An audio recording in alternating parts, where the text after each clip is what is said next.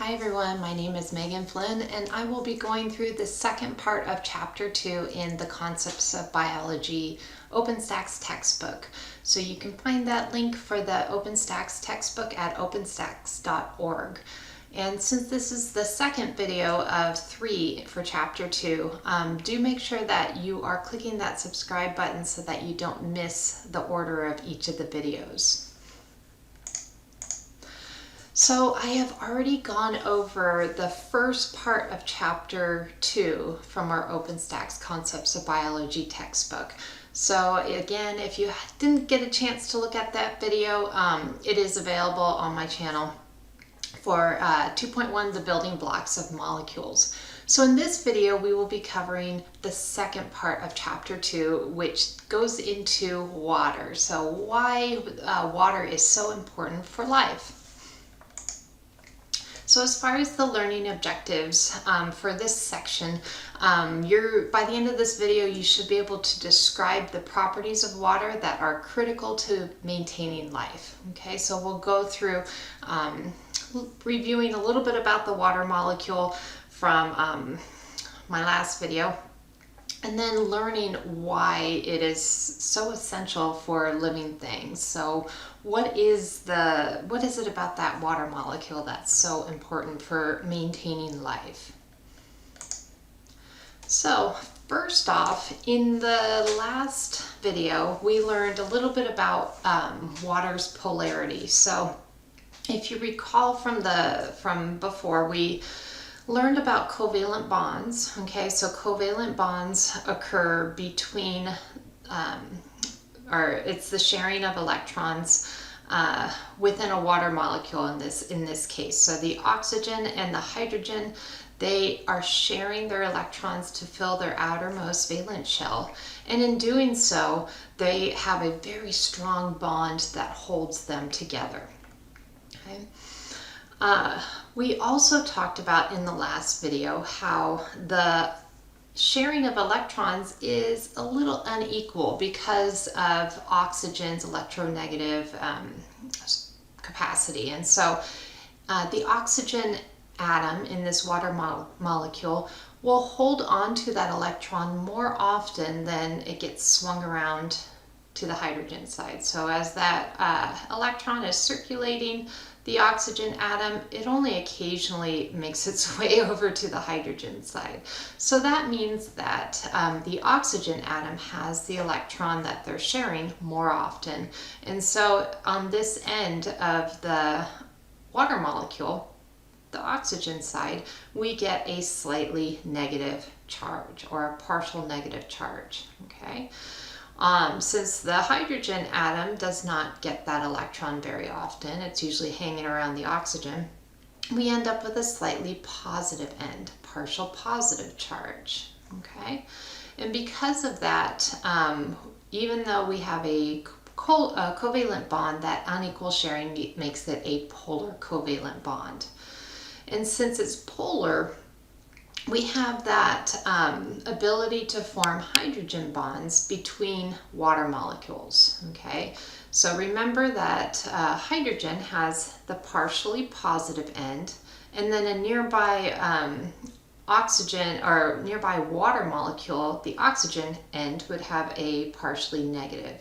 And so these two would be attracted to each other. And so that attraction leads to a temporary weak bond called a hydrogen bond. And so the hydrogen bond forms between two water molecules, whereas the polar covalent bond occurs within the water molecules. And because of these properties, water's polarity, we can see that any polar substance that interacts readily with or dissolves in water is known as hydrophilic. Okay, so because of that partially positive, partially negative end of water, it's going to be pretty attracted to other polar substances that have the same kind of ability. And so those polar substances are hydrophilic. So hydro means water, philic means liking. So these are substances that are attracted to the water molecules.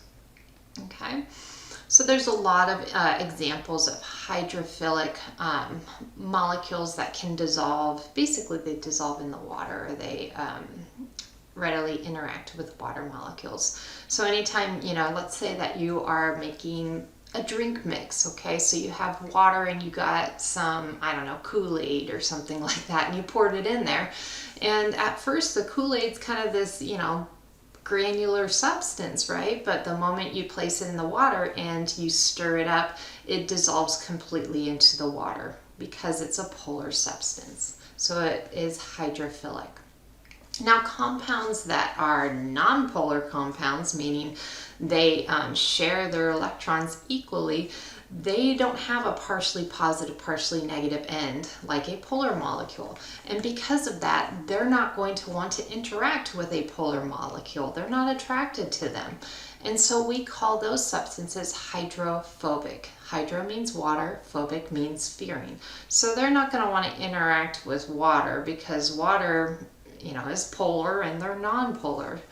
And so the substances like this, they're not going to mix with water.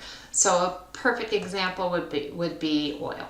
Okay, so oil and water do not mix, right? So if you get if you're making a salad dressing and you have oil and then you have vinegar or something like that that's water based, you'll notice that they form layers, right? So you have to really shake it up in order for them to kind of mix together, but then if you leave it for a while, they separate again.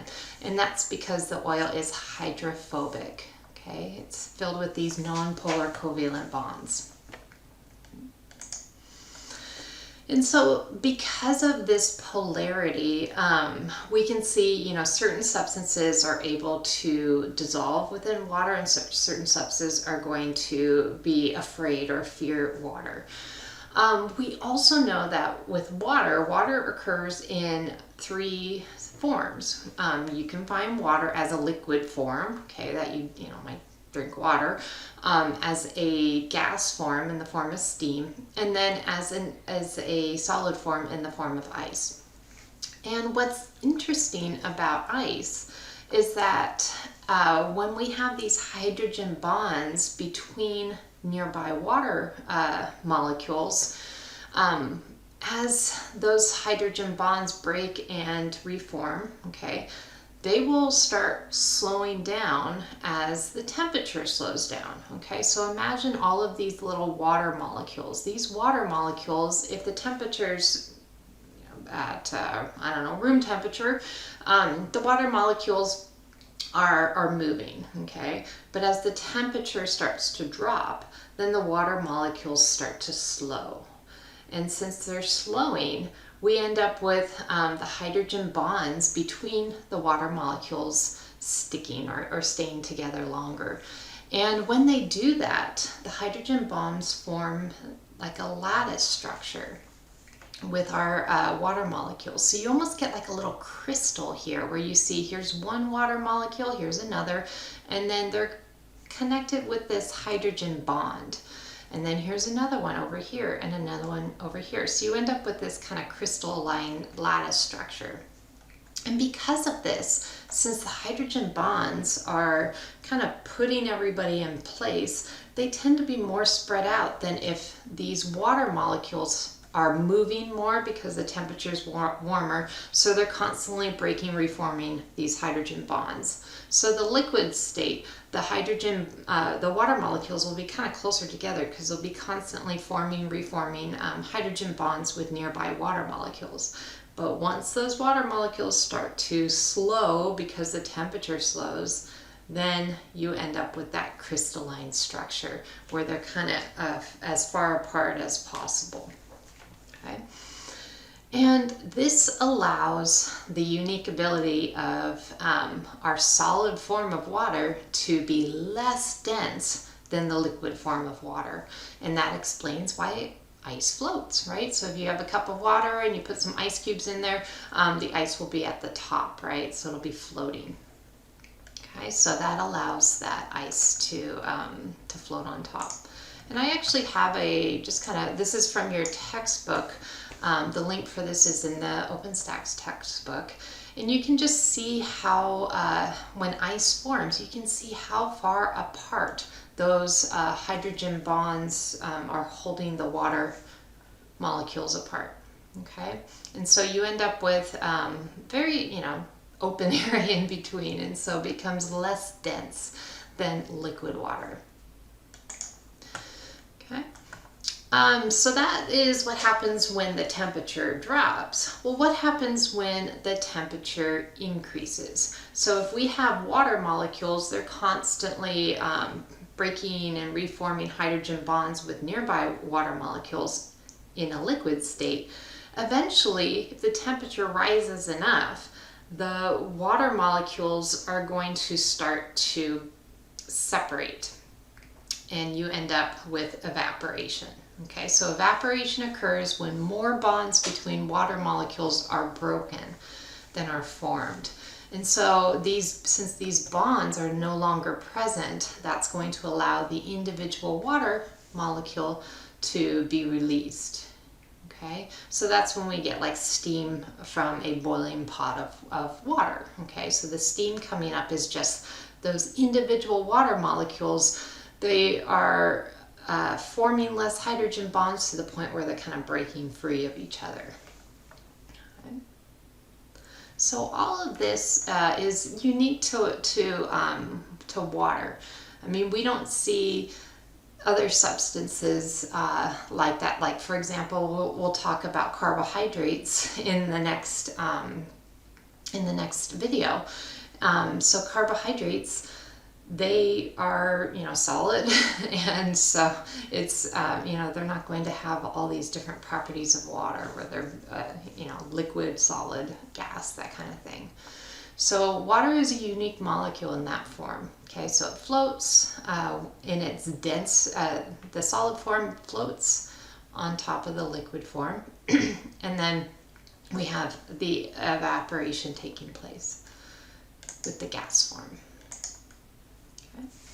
Another property of water is that water is an excellent solvent. So that term solvent means that it's basically a substance capable of dissolving other polar molecules and ionic compounds. So we talked a couple of slides ago how polar substances that interact readily with or dissolves in water are hydrophilic. So this leads to this idea of water solvency. So a solvent is the substance that the solute is being dissolved in. So in this case, water is kind of the universal solvent because it can dissolve a lot of different solutes. And that solute, examples of solutes would be polar molecules and ionic compounds. Okay, and the reason for that is because of water's polarity.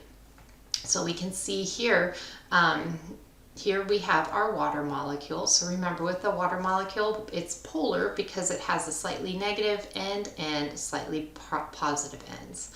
And because of that, it's going to be able to surround, in this case, it's surrounding table salt. So table salt is NaCl.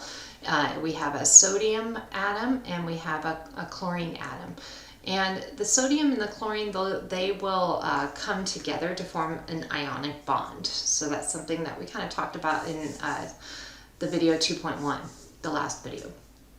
And we know that the ionic bonds, they're fairly weak because the sodium ion, in this case, Na+, is going to have, it's basically lost an electron so that it can drop down to its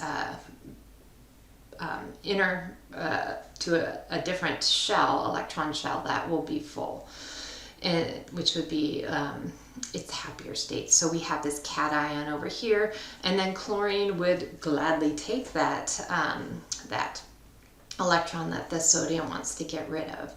And once it gains that electron, now we have a chlorine ion. In this case, it's an anion because it's negatively charged.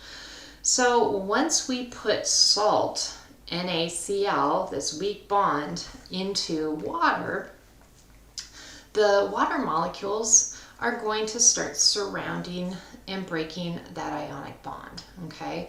So you can see here we have chlorine, and chlorine being negative, it's an ion, it's an anion. And then we see the hydrogen ends of the water molecules. They're going to be really attracted to the chlorine because they have a partially positive end.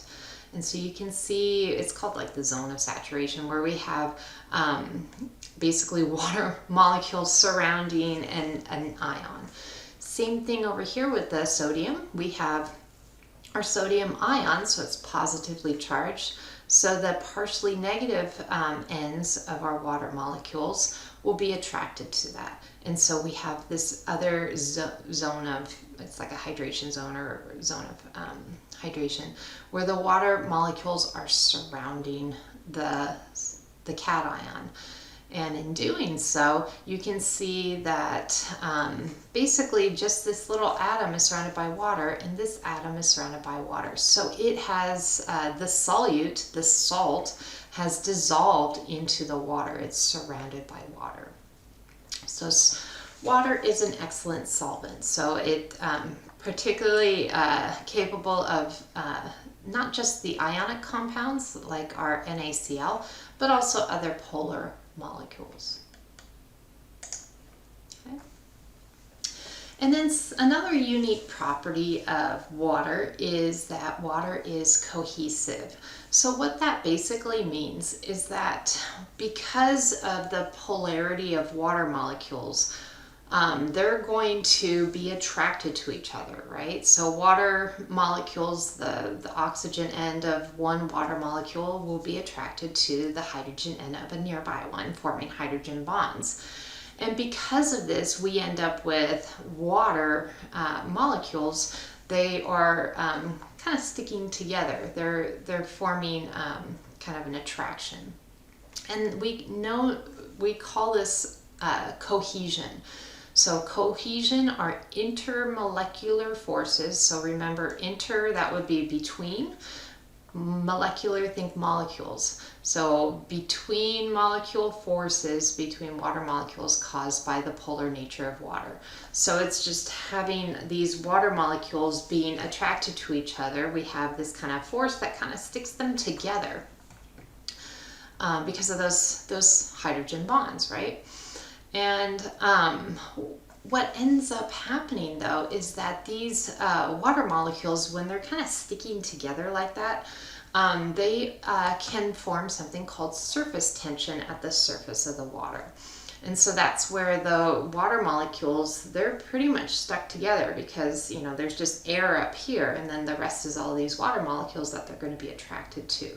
So you end up with this surface tension at the surface of the water. And because the water molecules are kind of sticking together, we can actually place something that is very lightweight on top of the surface of the water, and it stays there, okay? And the reason why it stays there is because the water molecules are so, close together, they're not going to be wanting to escape each other. And so they're kind of blocking, prevents the item from being pushed through to sink to the bottom. Okay, so that's what surface tension is. So we can see, like here we have this little needle that we've placed right on top of the surface of the water. And you can see that the water molecules, they're right underneath. So they've kind of formed like this barrier almost to prevent that needle from sinking into the water. Something very similar to cohesion is adhesion. So in adhesion, you have water molecules being attracted to other molecules. So cohesion is water molecules being attracted to each other. Adhesion is water molecules attracted to other molecules. Okay, so a perfect example of this would be like if you have some sort of like small tube, or if you are, working in some sort of biology lab where you have a test tube or something like that, you'll notice when you're looking at the water level inside that test tube, you see how the water, it's not horizontal in the test tube, the surface of it, it actually edges up and clings to the side of that test tube. And because it's clinging to the side, that's this adhesive force that's taking place. So the water molecules are attracted to the side of the test tube, so they're sticking to it. Okay. So adhesion, think water molecules attracted to other molecules. Cohesion, water molecules attracted to each other. And then finally we get into pH, buffers, acids, and bases. So since water is the universal solvent, lots of things can dissolve in there.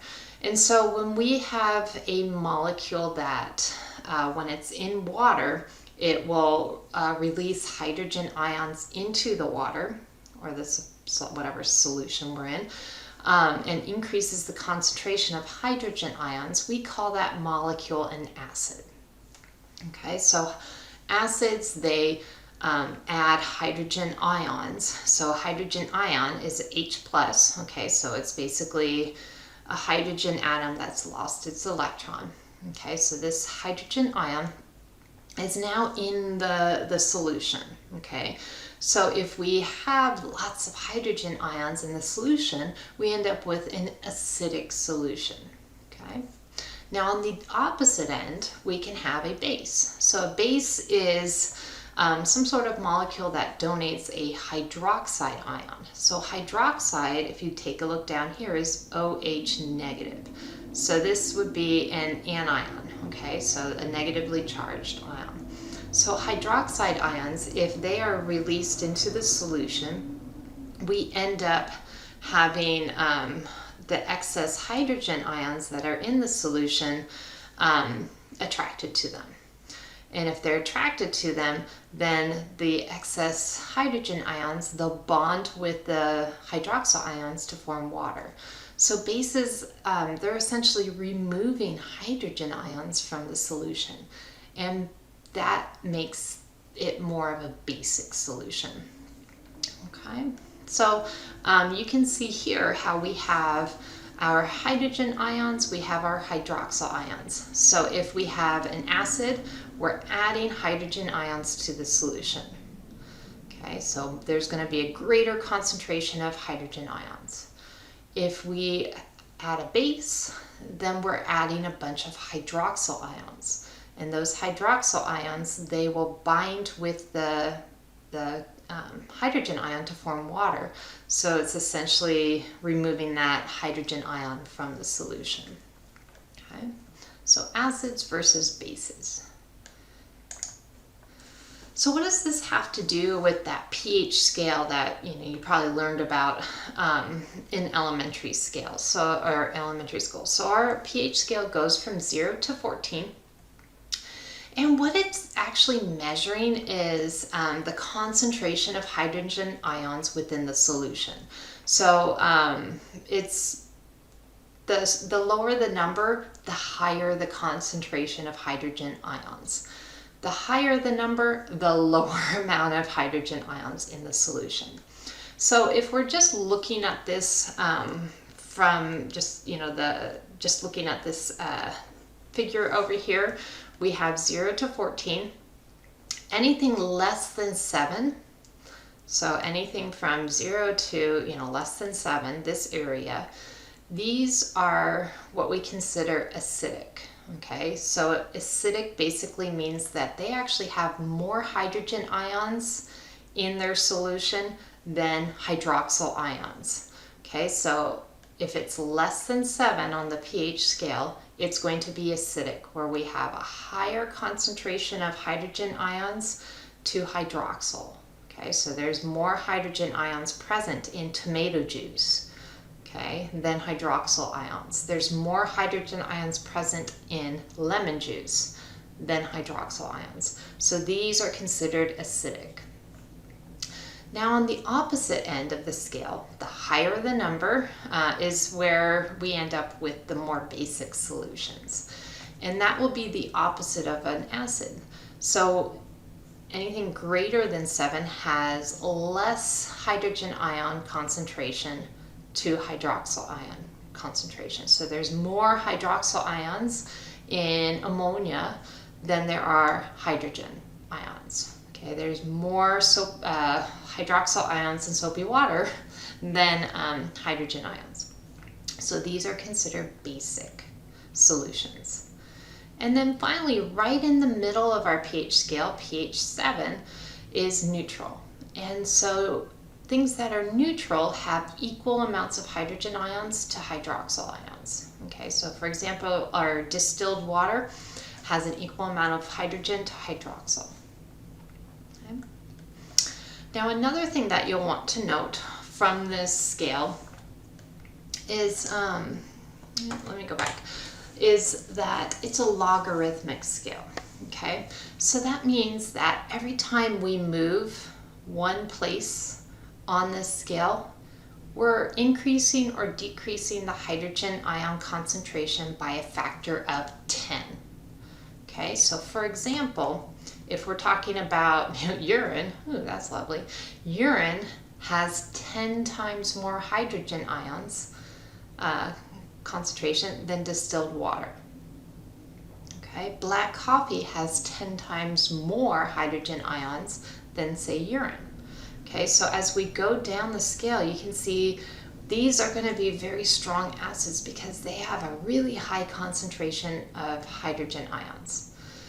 Now, if we're comparing, say, gastric acid to orange juice, okay, we're moving twice on our scale, right? So each time we move, it's a factor of 10. So if we're comparing gastric acid and orange juice to each other, gastric acid has 10 times 10 or 100 times more hydrogen ions than orange juice. Okay, so you can see how every time you move up the scale, you're moving up by a factor of 10. Okay, so 10 times more, gastric acid has 10 times more hydrogen ions than lemon juice, but 100 times more hydrogen ions than orange juice, and 1,000 times more than tomato juice, and 10,000 times more than black coffee. Okay, so every time you're moving up, multiply it by 10. So 10 times 10 times 10 times 10 equals 10,000. So that's why gastric acid has 10,000 more hydrogen ions than black coffee. Okay, so it's an inversely proportional logarithmic scale. And then finally, the last part of this chapter gets into buffers. So buffers are basically substances that they either will accept hydrogen ions or they will donate hydrogen ions, typically. Sometimes they'll donate hydroxyl ions. So by doing that, they're removing the hydrogen ions from the solution when there's too many. Okay, so if you add more hydrogen ions into the solution, you're adding an acid to the solution, the buffer will absorb those. And so even though you're adding acid, the pH is staying the same because the buffer is absorbing the excess hydrogen that gets added. So buffers, it's a substance that resists the change in the pH by absorbing or releasing hydrogen or hydroxyl ions. Okay, so within nature, buffers are very, very important in helping maintain homeostasis. In this case, homeostasis being maintaining the pH level. So in our bodies, our blood pH ranges from about 7.35 to 7.45, which makes it slightly on the basic side. Okay, so it's right about there. So it's above 7, so it's slightly basic. Okay. We want to keep it there. We don't want to suddenly have a bunch of, we don't want our pH levels to drop too low, because then you get something called acidosis, and that can make you sick because our enzymes and everything kind of functions in around the same pH. So if the pH is rising too much or lowering too much, that can put you in harm because you're not able to maintain homeostasis, okay? And that affects enzymes and how things work within your body. And so we have to resist that change. We have to prevent the change from happening. So we have this buffering system within our blood that helps keep the pH of our blood stable, even if we're adding an acid or a base to it, okay? So here's an example. Over here, you'll notice we have 2 ions. We know they're ions because there's a positive charge and a negative charge. So we already know what this ion is, okay? So this is a hydrogen ion. So hydrogen ion H+. Over here, this is called bicarbonate. Okay, so bicarbonate is a negatively charged ion. So we have bicarbonate. Now, when these two are in solution together, they will form carbonic acid. Okay, so carbonic acid is just a molecule that could be present within our blood. And then this carbonic acid can further break apart into water and carbon dioxide.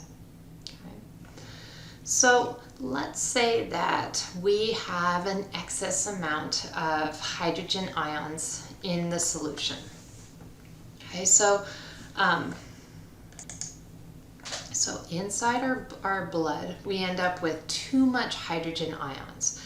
Well, these excess hydrogen ions will bond with the bicarbonate.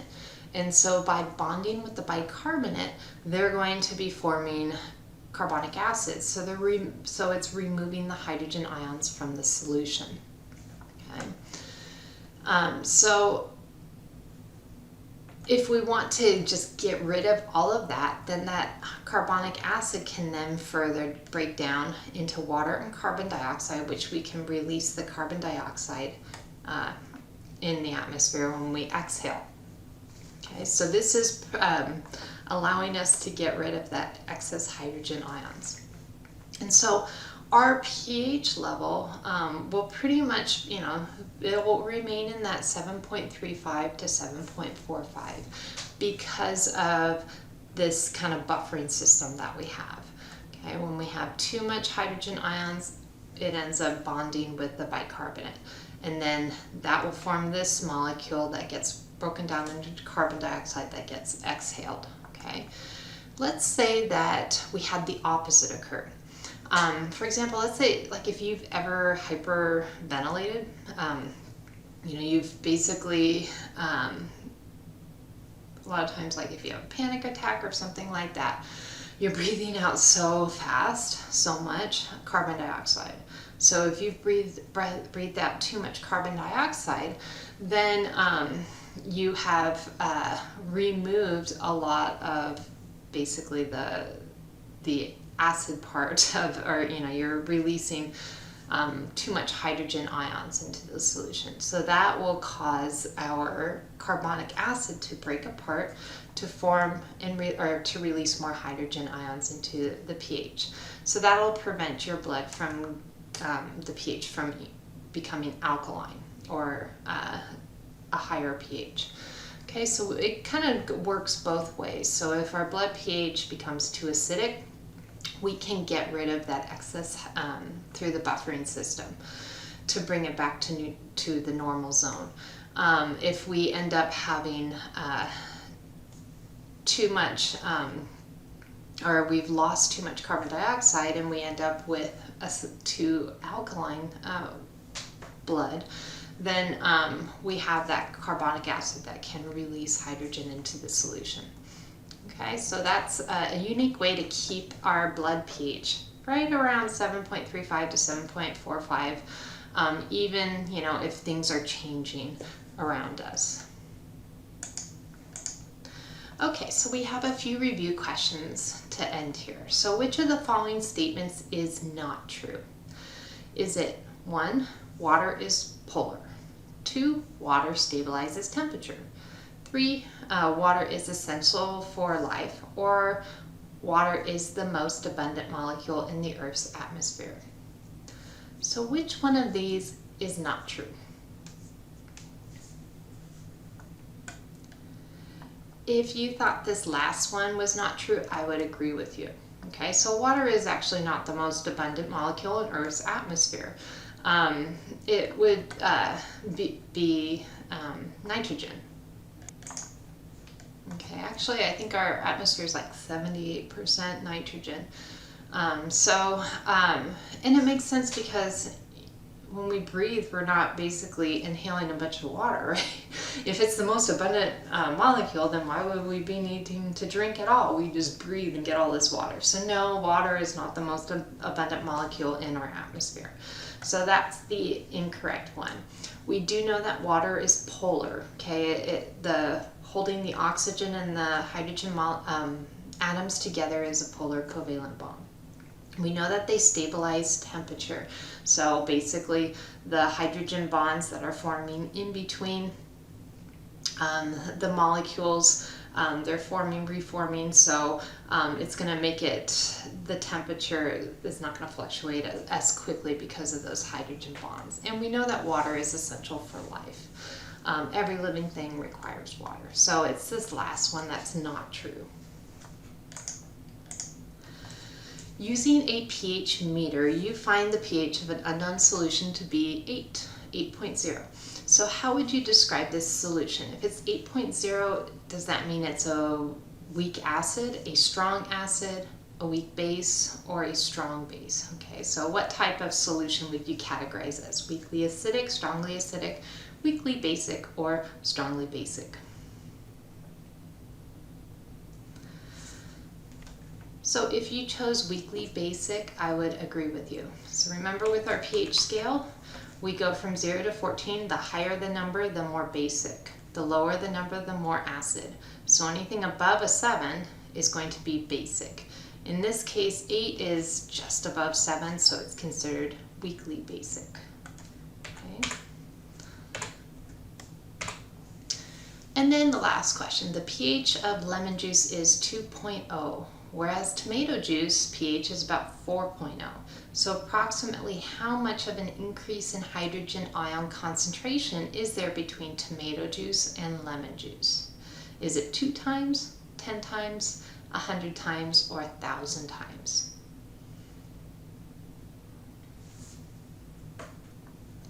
If you chose 100 times, I would agree with you. So remember, our pH scale is a logarithmic scale.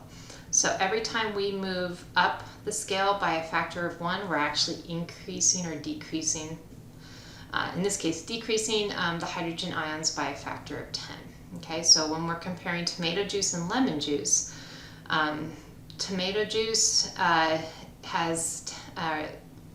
orange juice has 10 times more hydrogen ions than tomato juice.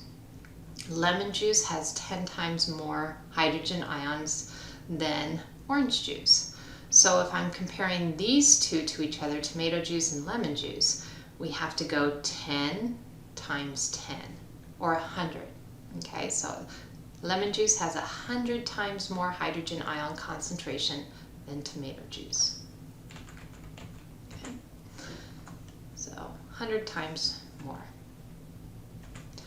All right, so that's it for chapter 2.2, so the middle part of chapter 2. So by now, you should be able to describe the properties of water that are critical to maintaining life. So think about water's polarity, allowing, hydrophilic substances. We have water being the universal solvent. We have water being less dense in its solid form, and so forth. So all of these are unique properties that allow us to survive. So it helps maintain life. Okay. The next video I have is going to finish off chapter 2 with biological molecules. So please, continue watching. Easiest way to locate this video is if you just click the subscribe button. That way you can just easily find it in my playlist.